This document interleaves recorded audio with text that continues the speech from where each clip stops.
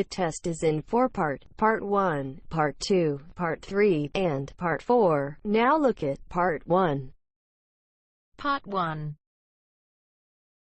You'll hear a telephone conversation. Now you have some time to look at questions 1 to 6.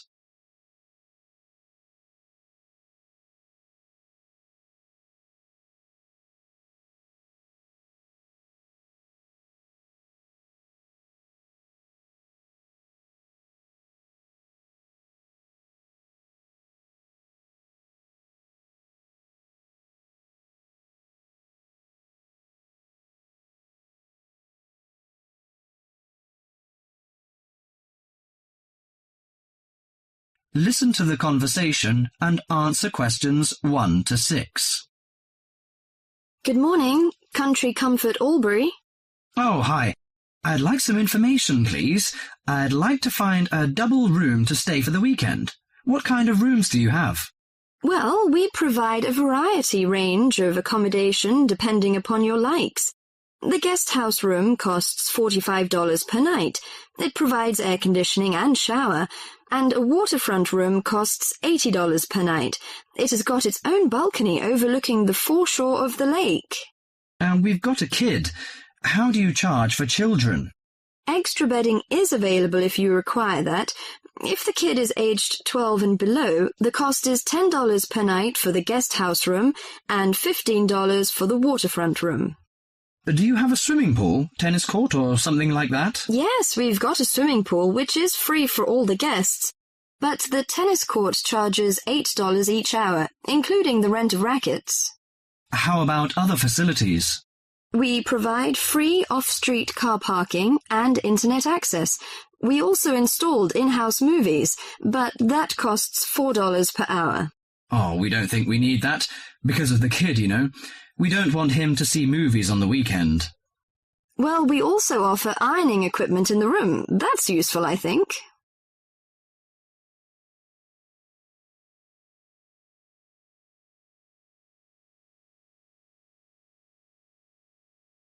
Before listening to the rest of the conversation, you have some time to go through the questions 7 to 10.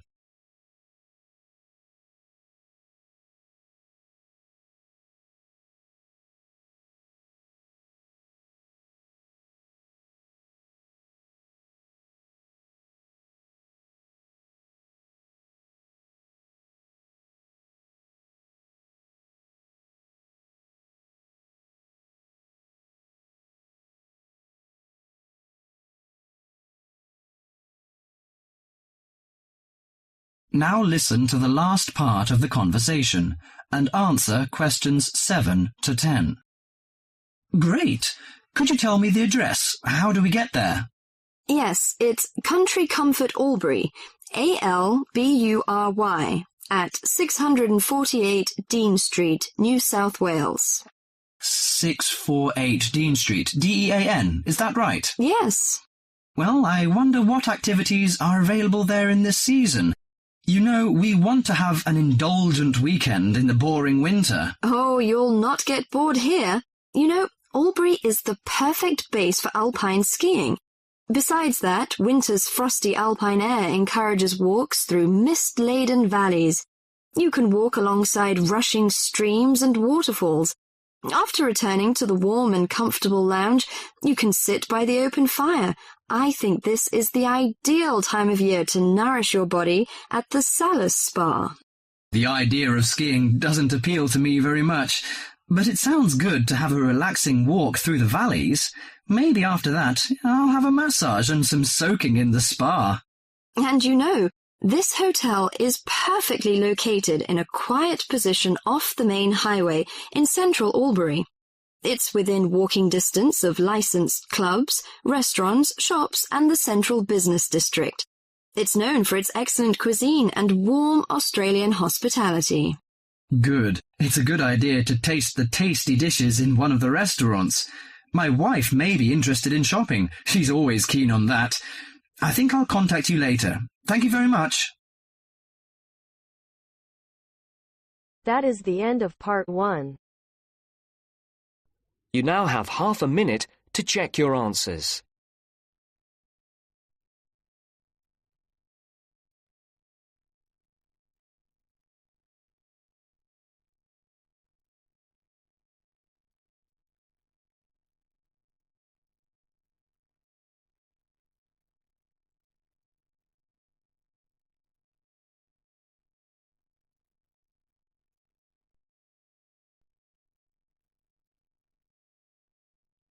Now turns to Part 2.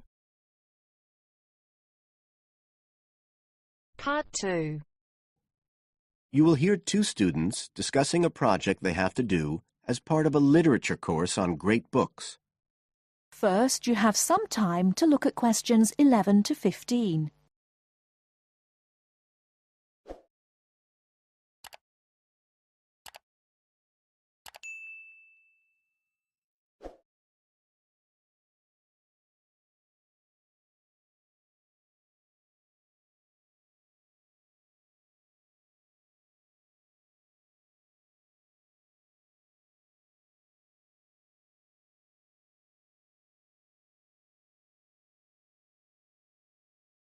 Now, listen carefully and answer questions 11 to 15. Hi, Joey. How are you doing? I heard you were sick. Oh, hi, Olivia. Yeah, I had a virus last week, and I missed a whole pile of lectures, like the first one on the great books in literature, where Dr. Castle gave us all the information about the semester project. I can give you copies of the handouts. I've got them right here. But that's okay. I already collected the handouts, but I'm not very clear about all the details. I know we each have to choose an individual author. I think I'm going to do Carlos Castaneda. I'm really interested in South American literature. Have you checked he's on the list that Dr. Castle gave us? We can't just choose anyone. Yeah, I checked. It's okay. Who did you choose? Well, I was thinking of choosing Ernest Hemingway, but then I thought, no, I'll do a British author, not an American one. So I chose Emily Bronte. Okay. And first of all, it says we have to read a biography of our author. I guess it's okay if we just look up information about him on the internet? No, it's got to be a full-length book. I think the minimum length's 250 pages. There's a list of biographies. Didn't you get that? Oh, right. I didn't realize we had to stick with that. So, what do we have to do when we've read the biography? Well, then we have to choose one work by the writer. Again, it's got to be something quite long. We can't just read a short story. But I guess a collection of short stories would be okay? Yes, or even a collection of poems, they said. But I think most people are doing novels. I'm going to do Wuthering Heights. I've read it before, but I really want to read it again now I've found out more about the writer. And then the video. We have to make a short video about our author and about the book. How long has it got to be? A minute. What? Like 60 seconds? We got to give all the important information about their life and the book we choose? Well, you can't do everything. I wrote it down somewhere. Yes, Dr. Castle said we had to find or write a short passage that helps to explain the author's passion for writing, why they're a writer. So we can back this up with reference to important events in the writer's life, if they're relevant. But it's up to us, really. The video's meant to portray the essence of the writer's life and the piece of writing we choose. So when we read the biography, we have to think about what kind of person our writer is. Yes, and the historical context and so on. So for my writer, Emily Bronte, the biography gave a really strong impression of the place where she lived and the countryside around. Right. I'm beginning to get the idea. Before you hear the rest of the talk, you have some time to look at questions 16 to 20.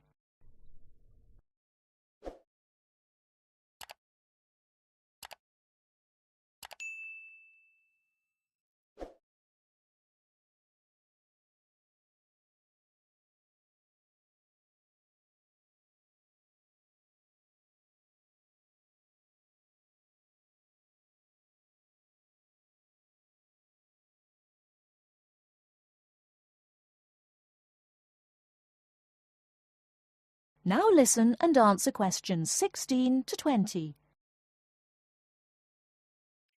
Can I check the other requirements with you? Sure. The handout said after we'd read the biography, we had to read the work we'd chosen by our author and choose a passage that's typical in some way, that typifies the author's interests and style. Yes, but at the same time, it has to relate to the biographical extract you choose. There's got to be some sort of theme linking them. Okay, I'm with you. And then you have to think about the video. So are we meant to dramatize the scene we choose? I guess we could, but there's not a lot of time for that.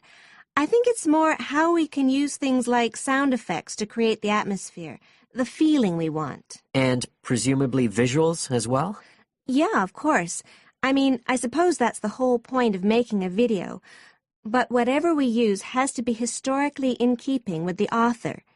We can use things like digital image processing to do it all. So we can use any computer software we want? Sure. And it's important that we use a range, not just one software program. That's actually one of the things we're assessed on. Okay. Oh, and something else that's apparently really important is to keep track of the materials we use and to acknowledge them. Including stuff we download off the internet, presumably? Yeah, so our video has to list all the material used with details of the source in a bibliography at the end. Okay. And you were talking about assessment of the project. Did they give us the criteria? I couldn't find anything on the handout. Sure. He gave us them in the lecture. Let's see, you get 25% just for getting all the components done. That's both sets of reading and the video. Then the second part is actually how successful we are at getting the essence of the work. They call that content, and that counts for 50%. Then the last 25% is on the video itself, the artistic and technical side. Great. Well, that sounds a lot of work, but a whole lot better than just handing in a paper. Thanks a lot, Olivia. You're welcome. That is the end of part 2. You now have half a minute to check your answers.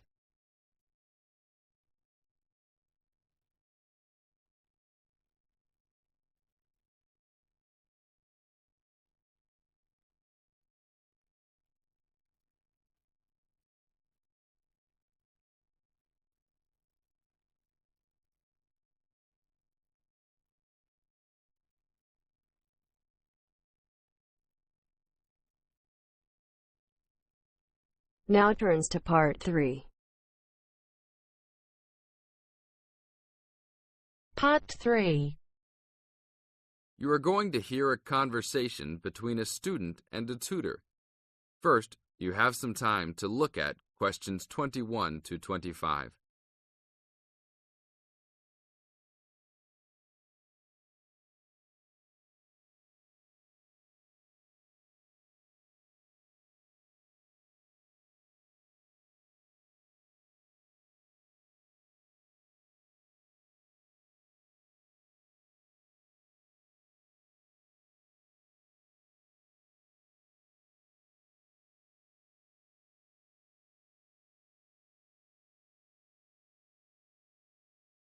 Now listen to the tape and answer questions 21 to 25. Hi, Brad. I was wondering if you have time to answer some of my questions about my upcoming test. Sure, no problem, Jeff. What is it that you're having problems on? Well, it's for my English final. We have to prepare a 5-minute speech to present in front of the whole class, including the professor. So I'm a little bit worried. Is there any specific topic, or can you do it on whatever you want? It has to have something to do with the origins of English literature. I'm thinking of doing it on Shakespeare, but I bet many other students will have the same idea. That's fine. Don't worry if others are doing the same thing. As long as you do a good job, that's all that counts. A good professor will grade all students fairly. You really think so? I suppose Shakespeare is the most famous author, so it should be fine. Besides, Shakespeare has so many works. You only have to choose a couple of them and talk about those. I guess you're right. Do you have any advice about how to prepare a speech? First, you need to select your topic.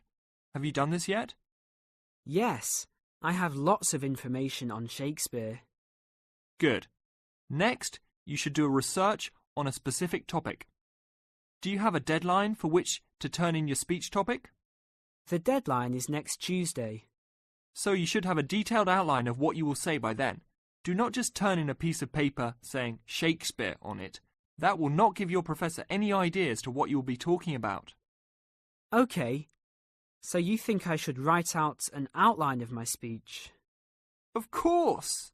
Writing your speech out in outline form is essential. No one could give a speech from scratch. Even the president must refer to his outline when giving a speech. An outline will give you a good structure to base your speech on. Now look at questions 26 to 30.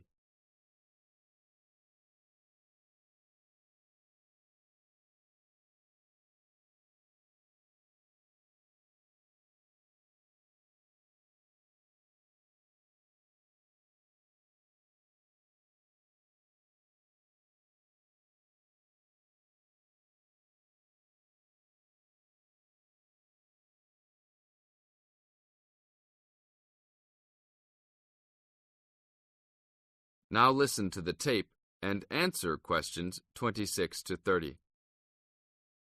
That's true. I was thinking that I would do an outline last, after I figured everything out. But I think your idea is better.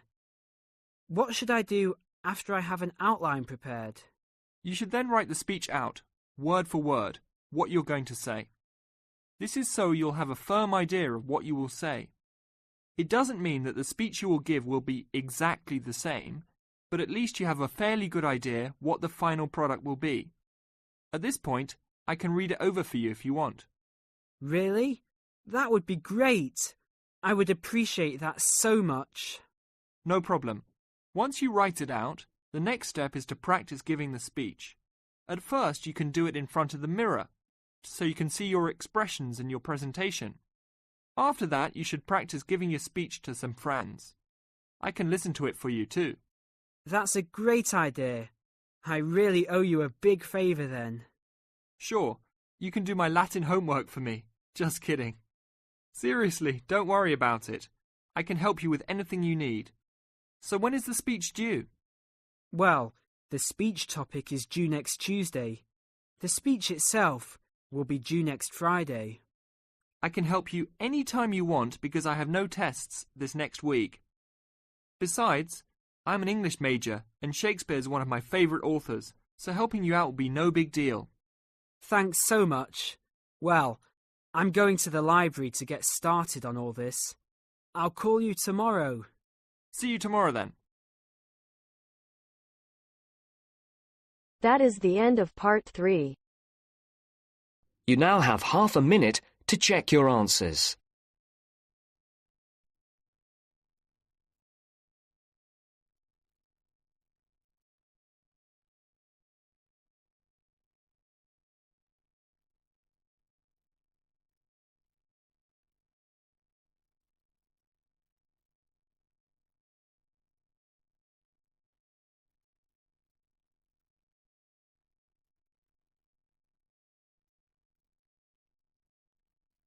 Now turns to part 4. Part 4. You'll hear a lecture on MSG. First, you have some time to look at questions 31 to 40.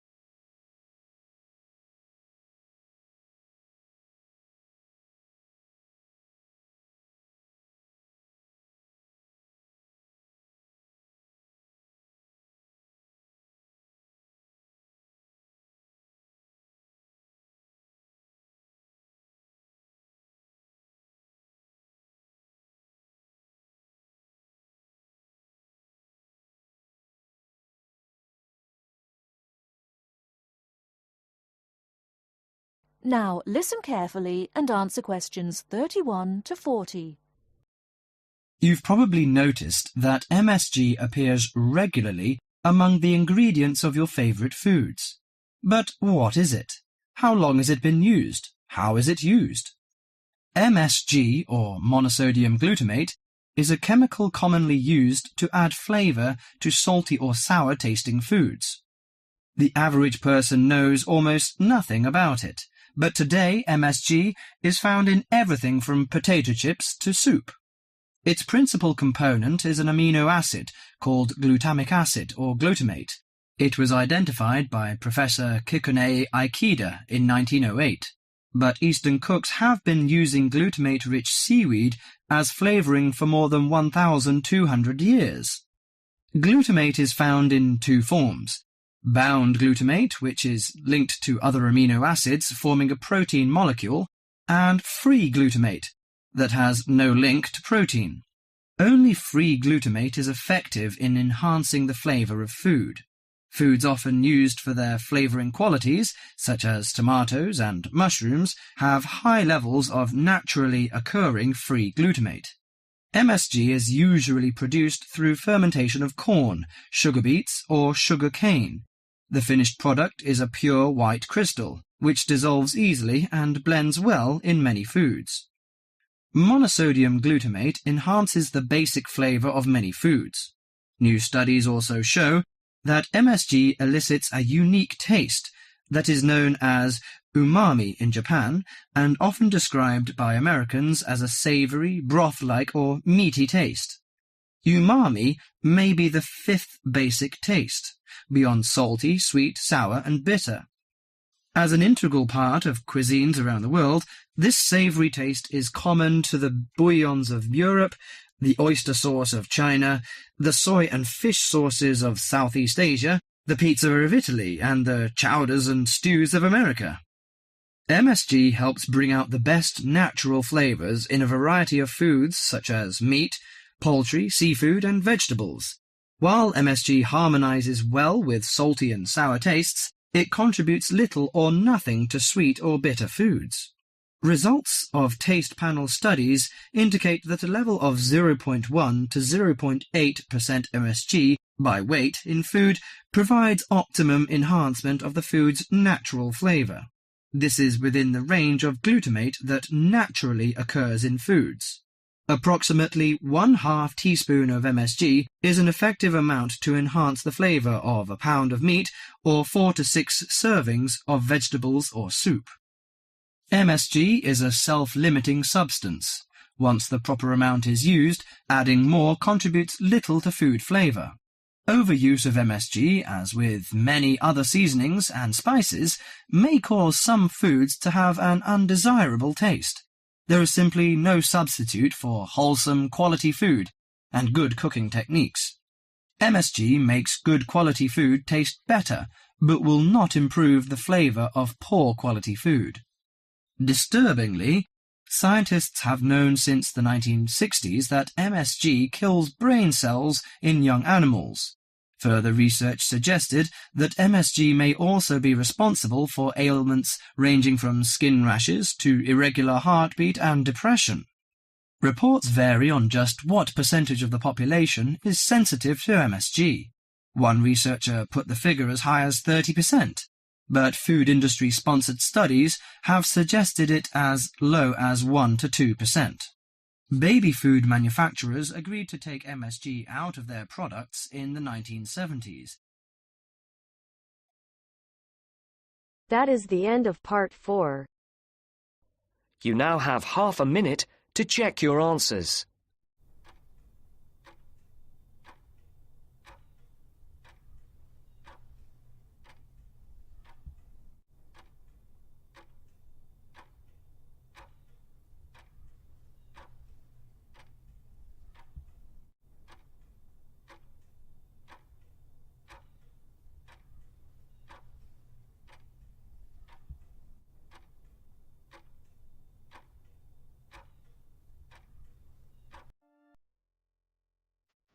That is the end of the listening test. In the IELTS test, you will now have 10 minutes to transfer your answers to the answer sheet.